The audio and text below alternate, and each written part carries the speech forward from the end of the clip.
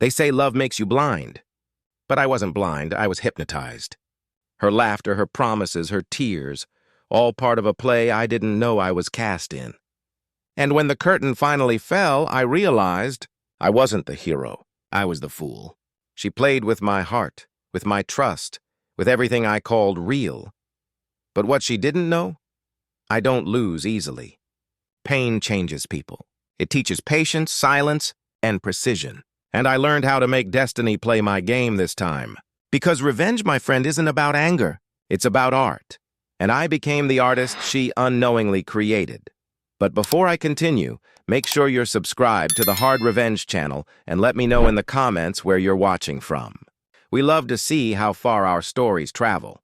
The first time I saw her was under the yellow glow of a small cafe's light, a place where time seemed to pause.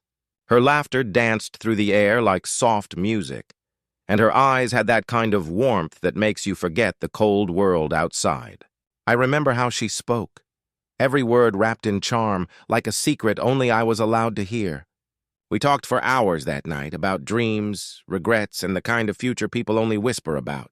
When she smiled, I believed every promise that followed. Love, I thought, had finally found me, raw, pure, and real. But maybe that's what made it dangerous. I didn't see the game starting, even though I was already her first move. And as I walked her home that night, I couldn't shake the feeling. Why did her smile fade the moment she thought I wasn't looking? Days turned into weeks, and she became my routine. The good kind, the kind you never question.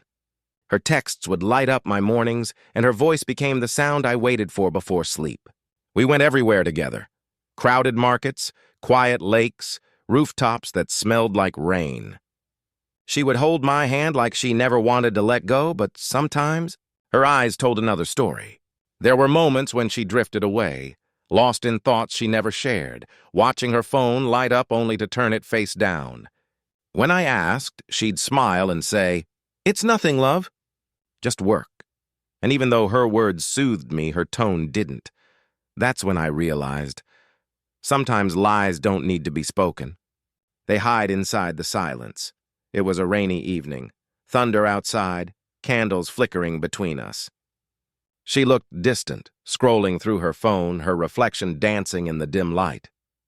"You're quiet tonight," I said, trying to pull her back to me. She smiled, but her fingers trembled slightly as she locked the screen.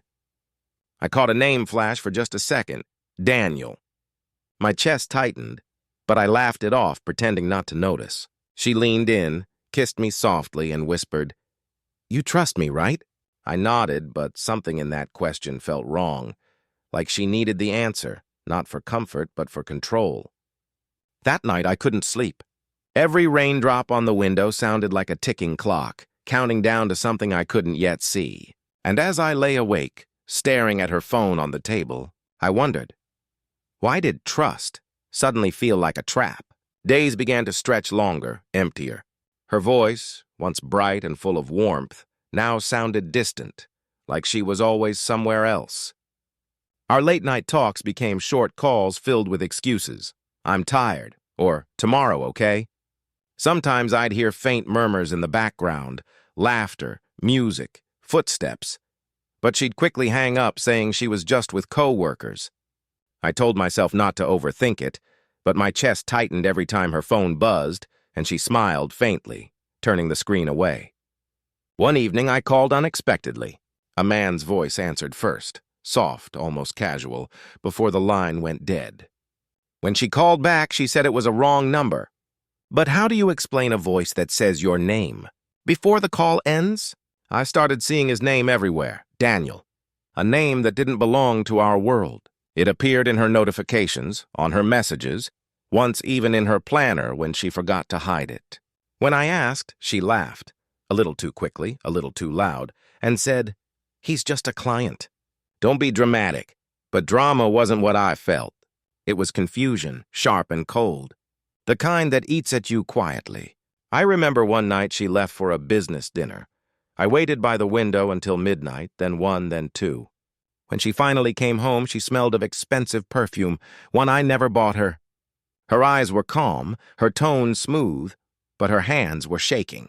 And in that moment I realized Liars don't always stutter. Sometimes they lie beautifully. Curiosity became poison. I started noticing everything. The way she locked her phone when I entered the room. The subtle change in her tone when she said, "I love you." I checked her calendar, her emails, her social media.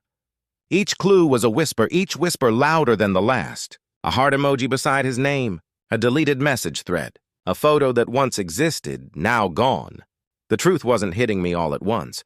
It was seeping in slowly, like ink through paper.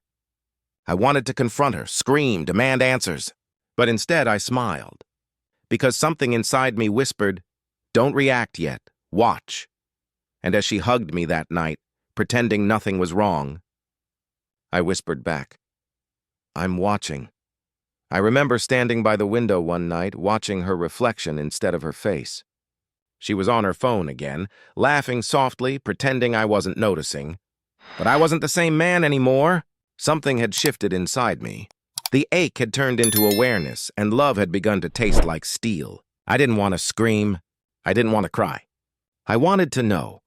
So I started observing, quietly. The time her calls came, the tone she used when she lied, even the perfume she wore when she left for work. Every detail became a clue. Every silence, a statement. And as the night deepened, I whispered to myself, "If this is a game, let's see who's better at playing." Because love might have blinded me once, but revenge, it sharpens your sight. The first test was simple, a small lie to measure her honesty. I told her I had to leave the city for 3 days, pretending I'd gotten a last-minute project. She kissed me goodbye at the door, smiling as always. But I didn't leave. I waited. From my car, I watched the lights go off in our apartment, then flicker back on 2 hours later. A car pulled up, unfamiliar. A shadow stepped out. Laughter echoed through the hallway. My hands trembled on the steering wheel, but I didn't move. Not yet. Through the window, I saw her silhouette, dancing, free, as if she'd never belonged to anyone. And that was the moment I stopped hoping for answers, because I already had them. Painted in betrayal, framed in silence. The next morning, she called me.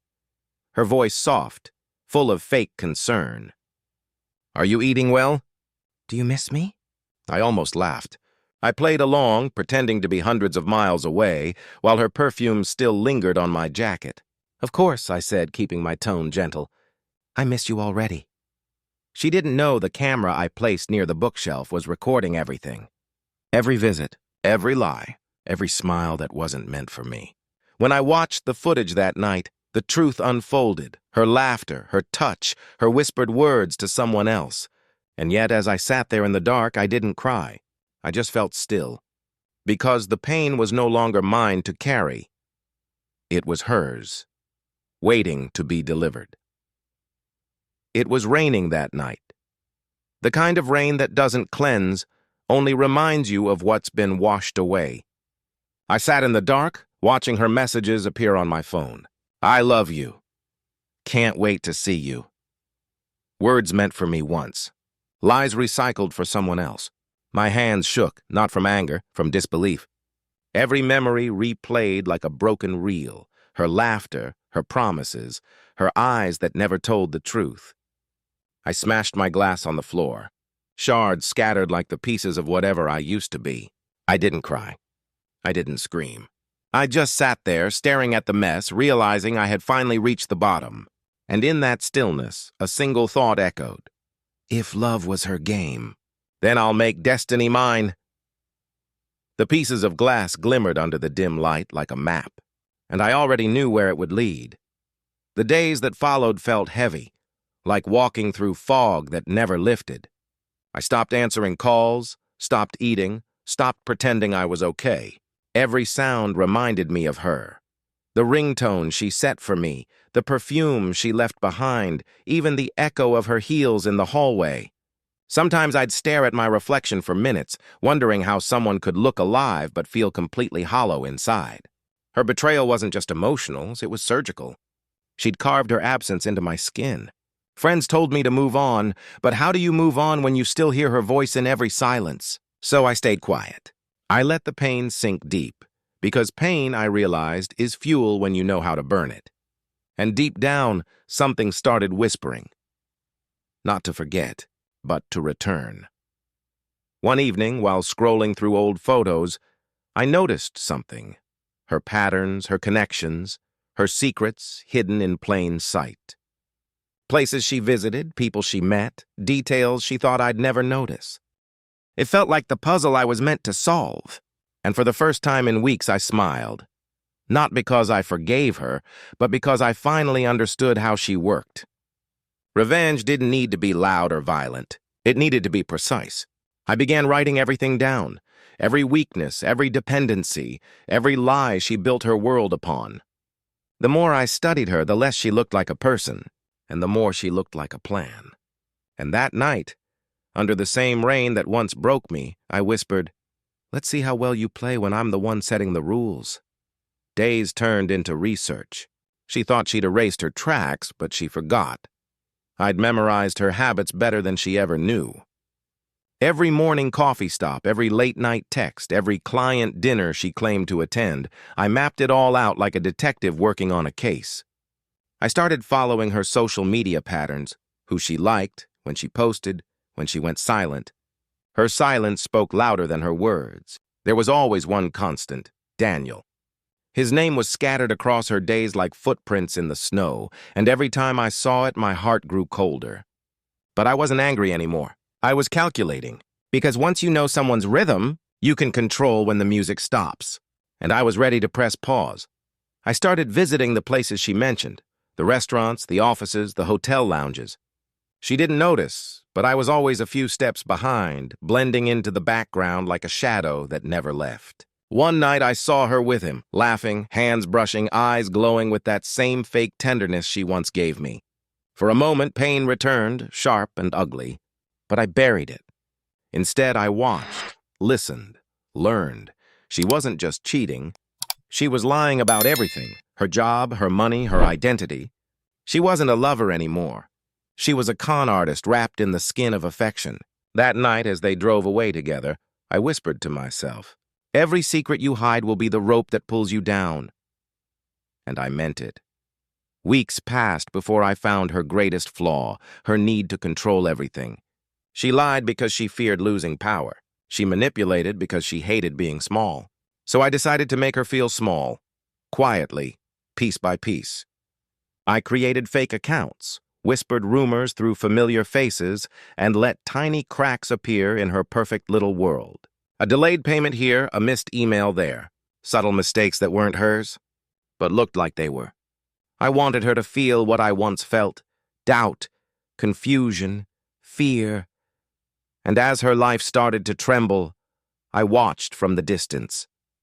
She still smiled in public, still looked untouchable. But her eyes had changed. They were searching for something, maybe for me. And that's when I knew she was starting to feel the game shift. It started with a simple message. "Hey, can we talk?" Her reply came faster than I expected. "I've missed you," I smiled. That was my confirmation. She thought she'd won. When we met, she looked radiant, almost glowing with relief. She hugged me tightly, whispering, "I'm glad you're back." I played my part perfectly. Soft smile, steady eyes, the same warmth she remembered. But this time my words were measured, my tone calculated.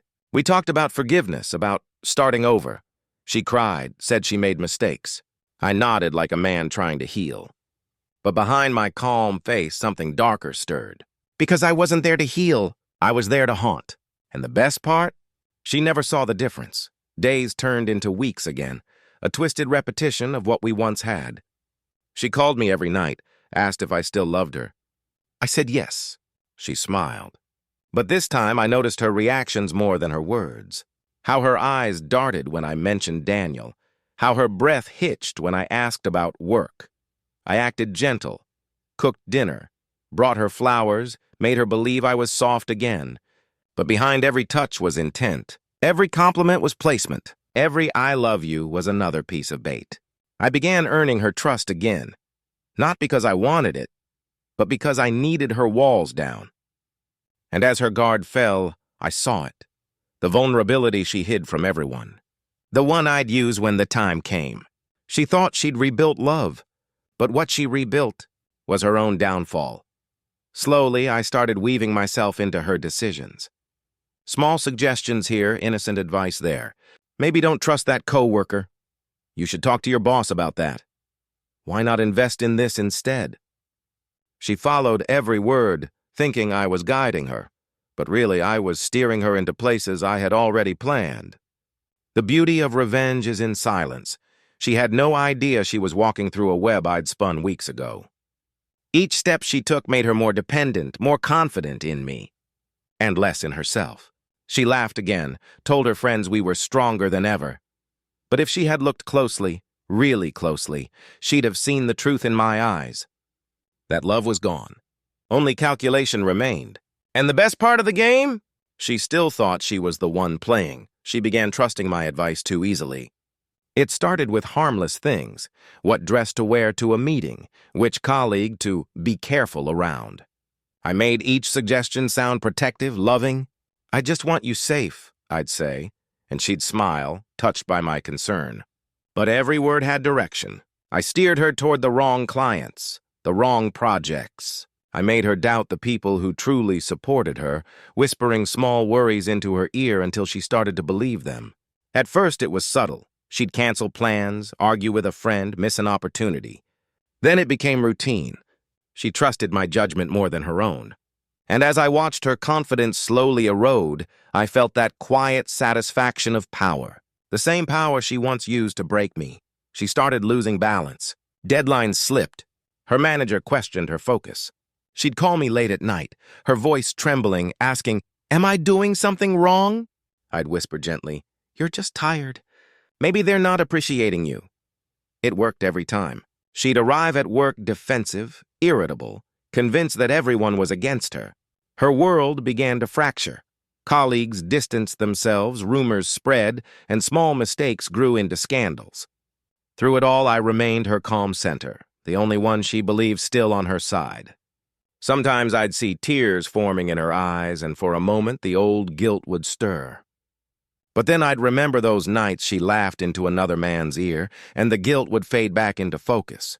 Revenge wasn't anger anymore, it was precision. The moment came quietly. She arrived home one evening, shoulders slumped, mascara streaking down her cheeks. "They're letting me go," she whispered. "They said it's performance issues." I stepped forward, feigning shock, comforting her as she cried into my chest. But inside I was calm, because this was the first piece of her empire finally falling. "I'll help you rebuild," I said softly, stroking her hair. She nodded, clinging to me like I was her only light left. She didn't know I had already planned every shadow that would follow. Outside, thunder rolled in the distance, echoing through the window. It sounded like applause. The first thing to crumble was her smile. It used to light up rooms. Now it barely flickered. She'd wake up late, avoid mirrors, and sit by the window for hours, staring into nothing. Calls went unanswered. Messages piled up. Her so-called friends stopped visiting. The same people she once impressed now whispered behind her back. I watched quietly as her confidence dissolved, like sugar melting in the rain. Every time her phone rang, her face tensed. She was waiting for another problem, another confrontation. And though I offered comfort, I could see it in her eyes. She was starting to wonder if she had cursed herself. She didn't know the curse was me, and it had only just begun. One evening, her new lover, Daniel, called her in a rage. I overheard from the next room. His voice cracked through the phone like lightning. "You told me you were single. You told me he was out of the picture." Her silence screamed louder than her words. "Daniel, please." She tried to explain, but he had already hung up. She collapsed onto the floor, shaking, whispering to herself like someone trying to wake from a nightmare. The lies she once told so confidently were finally circling back, each one returning home, demanding payment. I stood by the door, watching her tremble. For a brief moment, pity flickered in me, the ghost of something I used to feel. But then I remembered how easily she had laughed while lying to me. And just like that, the pity died, too. Over the next few days, paranoia began to consume her. She'd check her phone twice before answering, glance over her shoulder when walking down the street, double-lock her doors every night. She stopped trusting everyone, even me. "Something's wrong," she whispered one night, eyes darting around the room. "I feel like I'm being watched." I gently took her hand, looked into her trembling eyes, and said, "Maybe it's just guilt catching up." Her expression froze. For a moment, she seemed to search my face for something, an answer, a clue, a truth she couldn't bear to find. Then she turned away, whispering, "I don't deserve this." But deep down, she knew we always deserve the games we start. And she was still playing mine, without realizing I'd already won the first round. It started with the calls. Soft static late at night. No words, no breathing. Just silence, and then a faint whisper that never made sense. Every time she answered, the line went dead. At first, she thought it was a glitch. Maybe Daniel, maybe a wrong number, but then it started happening at the exact same hour, 3:07 a.m., every single night. She began to sleep with her lights on, her phone locked in another room. But that only made it worse, because now the sound wasn't coming from her phone. It was coming from inside the house. And somewhere in the dark, she swore she heard her own name being whispered. Only once. But once was enough. The house began to feel alive. Doors creaked without wind. Her reflection seemed to blink half a second too late. She'd walk into a room and find her things slightly moved. A glass half filled, a chair pulled out, a candle she never lit flickering in the dark. One night, she caught her breath when she saw her old bracelet, the one I gave her, lying on her pillow. She had thrown it away months ago. Her hands trembled as she picked it up, whispering, "Who's doing this?" Her voice echoed back faintly, as if the house was mocking her. And when she turned toward the mirror, for a split second she swore she saw me standing behind her. But when she spun around, nothing. Just her own reflection and eyes that no longer trusted the truth. Sleep became a stranger. She'd wake up to sounds that weren't there. Footsteps above the ceiling, soft knocks on the window, and that same whisper, "Remember me?" The line between memory and madness blurred. She started leaving messages to herself. Notes on mirrors saying things like, "You're not alone," and "He's still here." Her neighbors said she looked hollow, like a person haunted by something she couldn't explain. And then one morning she found her bedroom window open, the cold air sweeping through, and on the table lay an old photo of us, torn right down the middle. Her half of the picture was missing. She screamed so loud the echo lingered in the walls long after she fell silent. That was the day she realized this wasn't just guilt anymore. It was punishment. It all began on a rainy evening, the kind of night where the world feels quieter, softer, more dangerous. I was sitting in a small cafe near the old library, watching the raindrops chase each other down the window. That's when she walked in. Her laughter was light, but her eyes, they carried storms. She wasn't the kind of woman you forget. She smiled at the waiter, ordered black coffee, and sat across from me without asking. "Do you believe in fate?" she asked, her voice calm, like she already knew the answer. I smiled back, not knowing that her question wasn't innocent. It was a warning. Because that night fate did bring us together, but not for love, for destruction. Days turned into weeks, and soon she became my whole world. We shared secrets, laughter, and the kind of moments that make you forget who you were before them. She'd call me at midnight just to talk about stars, then hang up saying, "One day they'll watch over us." I believed every word. I believed her. But love, as I learned, has its own shadows, and hers were deeper than I ever imagined. Sometimes I'd catch her looking at me like she was studying a map, tracing my emotions, finding weaknesses. She knew exactly how to make me love her, and that's exactly what made her dangerous. Then came the small lies, harmless at first. A missing call here, an unexplained night out there. She'd smile and say, "You worry too much," while her perfume lingered on clothes I didn't recognize. I wanted to trust her, but the silence between her words started to sound louder than her promises. My friends warned me. My instincts screamed louder. But my heart? It refused to listen. Because when you love someone like her, the truth doesn't break you. It blinds you.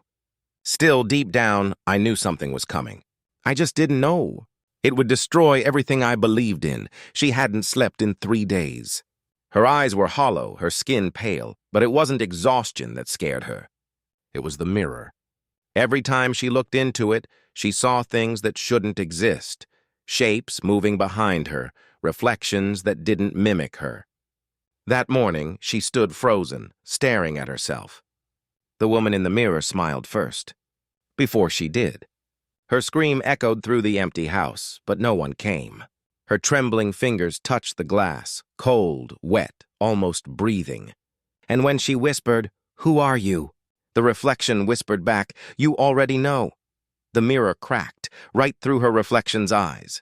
By nightfall, the whispers had returned, louder, closer.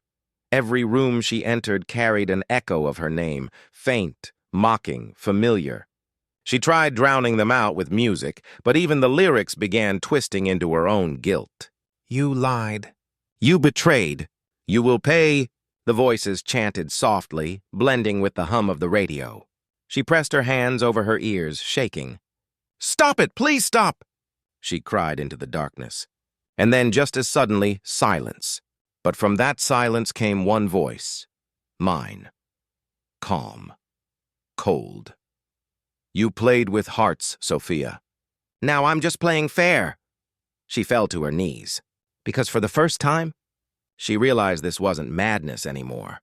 It was justice. She tried to run, packed her bags, booked a ticket, planned to disappear by morning. But fate doesn't let you escape what you owe. When she stepped outside, the world felt off. Too quiet, too empty. Every streetlight flickered as she passed beneath it. Then she saw it, a poster on the wall half torn by wind. It was a picture of us, her hand in mine, the same picture she had burned long ago. Written across it in red ink were 4 words. "You can't run forever." Her breath hitched. Her legs refused to move. And as the storm raged above her, she whispered, "What have I done?" But deep down, she already knew. She hadn't just broken my heart. She had awakened something that would never stop chasing her. The night she decided to leave for good, she began packing frantically, stuffing clothes into her suitcase, glancing at the door every few seconds. But when she opened the bottom drawer of her dresser, she found an envelope she'd never seen before. It was sealed with black wax, her name written in my handwriting. Her fingers trembled as she tore it open. Inside was a letter, and a single photograph. The photo showed her sitting across from me at that same cafe where we first met, but something was wrong. In the picture, I wasn't smiling. The letter read, "You took my love and turned it into a weapon. Now I'm just returning the favor." Her heartbeat thundered. She turned the photo over. Written behind it were 3 chilling words. "Look behind you." And when she did, the light flickered. The room went cold. She froze, staring at the faint outline stretching across the wall, a human silhouette that didn't match hers. She spun around, but no one was there. Her breath came in shaky bursts as she backed away, clutching the letter. "This isn't real." "It's not real," she whispered. But the shadow moved again, slowly, deliberately, until it stopped right in front of her. The air felt thick, heavy, almost alive. And then, in the silence, came my voice, low, close, whispering right beside her ear. "Reality is just another game, Sophia." "You taught me that." She stumbled backward, knocking over a lamp. The bulb shattered, and the room drowned in darkness. And from that darkness came a quiet laugh. Mine. When the light finally returned, she was on the floor, trembling, holding the broken photograph. Tears streaked down her face as she whispered, "You're not here. You're gone. You're not real." But as she crawled toward the mirror, she saw the truth that shattered her last hope. In the reflection, I stood behind her, calm, expressionless, eyes burning with the memory of every lie she'd ever told. She turned around, but the room was empty. The reflection, though, still showed us both. And that's when it hit her. Maybe I was never gone.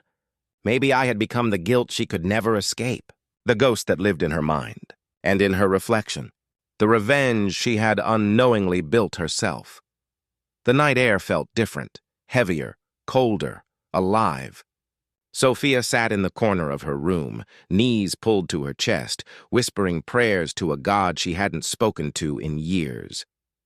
But her prayers were drowned out by the creaking of the walls, slow, rhythmic, almost like breathing. Then the whispers returned. But this time, they weren't faint. They were sharp, angry, surrounding her from every direction. Liar. Manipulator. Heartbreaker. The voices grew louder until they became screams, her own screams echoing back at her. She covered her ears, but nothing stopped the sound. It wasn't outside anymore. It was inside her head. And as she looked up, the wallpaper began to peel, revealing photographs of her, hidden beneath, all marked with a red X. She stumbled to her feet, tears blurring her vision. Every step she took echoed, too loud, too close. The air felt thick, suffocating, like the house itself was breathing down her neck. She ran toward the door, but when she grabbed the handle, it burned her hand. The metal was searing hot. She screamed and turned back, only to find the room wasn't the same anymore. The furniture had shifted. The windows were gone. Only walls remained, closing in inch by inch. And on every wall, my handwriting appeared in dark, dripping ink. You played with hearts. Now feel them break. Her knees buckled. She collapsed, clutching her chest as if her heart could actually shatter from the pressure. Somewhere in the distance, faint and cold, she heard me whisper, "Checkmate." The lights flickered again. 1, 2, 3 times. Then they went out completely. She crawled in the dark, whispering, "Please, I'm sorry. Please stop." But the darkness had no mercy left. It only moved closer. A cold hand brushed her shoulder. So real, so human, she gasped. "Who's there?" she cried. But the answer was only her heartbeat. And my voice. Forgiveness was never part of the game. She turned toward where the sound came from, and for the first time saw me. Not as a ghost, not as a vision, but as the reflection of every choice she ever made, standing right in front of her, smiling the way she once did when she destroyed me. And then, everything went still. When she opened her eyes, everything was quiet again. Too quiet. The room around her was pale and unfamiliar, the smell of antiseptic thick in the air. She wasn't in her house anymore. She was in a hospital. Wires ran from her arms, machines hummed beside her, and a nurse whispered softly, "You're safe now, Miss Sophia." Safe? The word echoed like an insult. Her eyes darted to the mirror across the room. And for the first time in days, there was no shadow, no whisper, no me. Only her. But as she leaned closer, she saw something written faintly on the fogged glass. A sentence she couldn't have written herself. Safe doesn't mean forgiven. Later that day, a detective entered the room. Calm, gray suit, eyes filled with the weight of bad news. "Sophia," he began carefully, "we found something in your house." Her hands clenched the blanket. What did you find?" He hesitated. "A journal. Burned pages, and photographs of you and a man named Elias." Her heartbeat stumbled. "That was my name." The detective sighed. "You reported his disappearance 6 months ago, but his car was found yesterday at the bottom of the lake behind your home." Her lips parted, but no words came. "He didn't run away," the detective continued. "He was murdered." Her entire body went cold. And deep inside, a whisper crawled back into her mind. "You don't forget what you bury." Memories flooded her mind. The fight, the storm, the crash. She remembered screaming, "You ruined me!" as I tried to leave that night.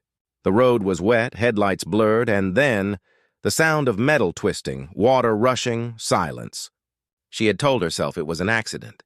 But accidents don't come back to haunt you in whispers. Her tears fell silently as she muttered, "It wasn't supposed to happen. I didn't mean to." The detective nodded slowly, as if he already knew.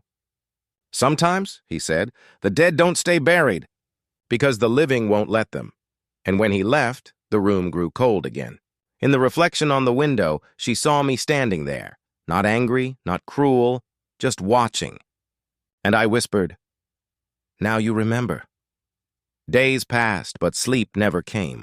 Each night she'd wake drenched in sweat, haunted by the echo of water splashing, and my voice calling her name from the dark. So one evening, she did what she'd been avoiding for months.